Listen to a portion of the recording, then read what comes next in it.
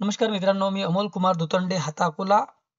मंडळी, आपण जवळपास 3 वर्षापासून शेतकरी लोकांना अगदी अचूक हवामान अंदाज आणि काही ठराविक पिकांचे बाजारभाव देण्याचा प्रयत्न करतो, ज्यामधून हजारो शेतकरी, लाखो शेतकरी फायदा त्यांनी घेतला आणि त्यांचे हजारो मेसेज माझ्याकडे येतात की आपल्यामुळं आमचं शेतीचं नियोजन अगदी सुकर झालेलं आहे. सर्व गोष्टी कळायला लागल्या आहेत. त्याबद्दल तुमचे धन्यवाद. तर मित्रांनो, या मे महिन्यात खूप चांगला हा पाऊस पडल्यानंतर तुम्हाला बऱ्याच लोकांनी काय-काय प्रिडिक्शन दिले तुम्ही पण माहीत असतील, की पेरणीच्या तारखा सुद्धा देऊन ठेवल्या असतील. मात्र आपण काय-काय आपल्या ग्रुपवर अंदाज देत गेलो, तुम्ही प्रत्यक्ष बघून घ्या. आपण पेरणीच्या तारखा कधी दाखवत नाही.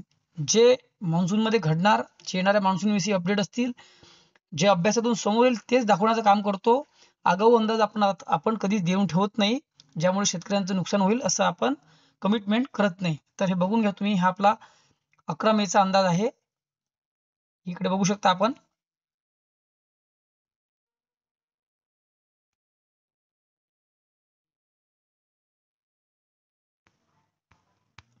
हे अंदाज तुम्ही प्रत्यक्ष बघून घ्या. 13 मेला काय अंदाज दिलाय हा पण बघून घ्या.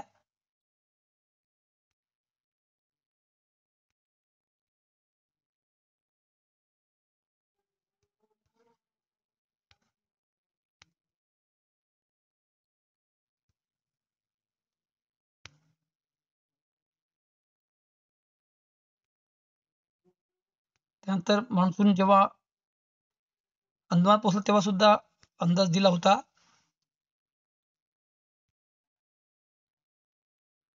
आणि इकडे बघा, हे 20 मेचा हा जो अंदाज आहे मित्रांनो, इथे दाखवलेला आहे की मान्सून येणाऱ्या दिवसात टप्प्याटप्प्याने सगळीकडे पडणार आहे आणि राहिलेला भाग सुद्धा घेणार आणि जूनच्या पहिल्या 8-10 दिवसात हा 20 मेचा अंदाज आहे. 8-10 दिवस गॅप घेऊ शकतो असं आपण स्पष्ट सांगितलं होतं आणि तोपर्यंत म्हणजे 31-30 पर्यंत पावसाची तीव्रता वाढणार महाराष्ट्रभर असं त्यात दाखवलं होतं.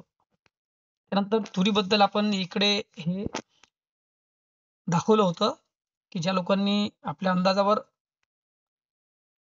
योग्य वेळी तूर विकली नाही ते आता फसले आहेत. बाजारभाव कमी झाले आहेत. त्यामुळं हा सुद्धा अंदाज सक्सेस झाला आपण असं त्यात दाखवलेलं आहे. इथे 22 ला सुद्धा हे स्पष्ट सांगितलेलं आहे की जूनच्या पहिल्या आठवड्यात मान्सून कमजोर राहणार आहे. त्यामुळे पेरणी करता कोणी घाई-गडबड करू नये. आणि जे भाग राहिले असतील ते घेण्याचा प्रयत्न करणार. विदर्भात पावसाची वाढ होणार हे असं 22 ला सांगितलं होतं. त्यामुळेच तो 24, 25, 26 ला चांगला पाऊस आपल्या भागात पडला. नंतर 22 मेला सुद्धा एक व्हिडिओच्या माध्यमातून अपडेट दिली होती. नंतर क्लायमेट चेंज बद्दल आपण हे थोडंसं बोललो होतो. हे आपला जो ग्रुप आहे, हा नवीन हवामान चॅनल जे आहे, WhatsApp हवामान चॅनल, हे तुम्हाला स्टेटसच्या खाली दिसते, ज्यामध्ये लाखो शेतकरी ॲड होऊ शकतात. म्हणजे वेगवेगळे ग्रुप तयार करण्याचं काम नाही. त्यामुळे आपण दिलेले अंदाज असो किंवा पर्यावरणाबद्दल माहिती असो, ते 100% समाज हिताची आहे, शेतकरी हिताची आहे. लोकांना जागरूक करण्याकरता, लोकांमध्ये अवेअरनेस आणण्याकरता आपण हे हवामान आणि पर्यावरणाविषयी बोलतो. तिकडे बघा, 24 मेला सुद्धा अंदाज दिला आहे आणि मान्सून कमजोर पहिल्या आठवड्यात पहिल्या 10-12 दिवसात कमजोर आहे, याच्यात स्पष्ट दाखवलेला आहे. हा 10-24 मेचा आहे.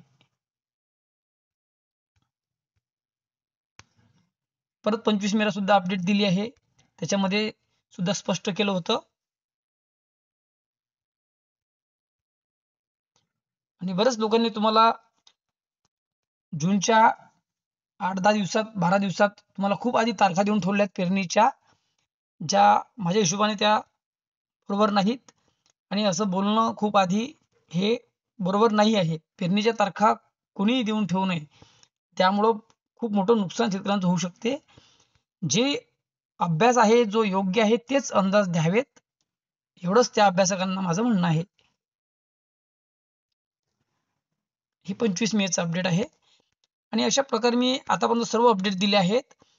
आणि हे बघा, 26-27 ला हे अंदाज दिले होते. तिथेही तो पाऊस पडलेला आहे जोरदार विदर्भात.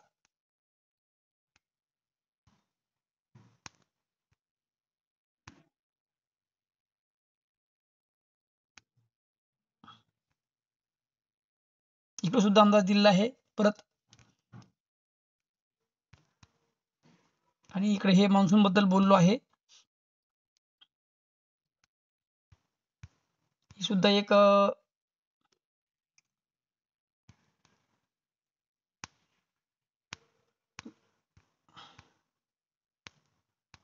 ही फ्रायडेची अपडेट आहे गेलेल्या, आणि ही जवळपास 30 मेची शेवटची अपडेट आहे.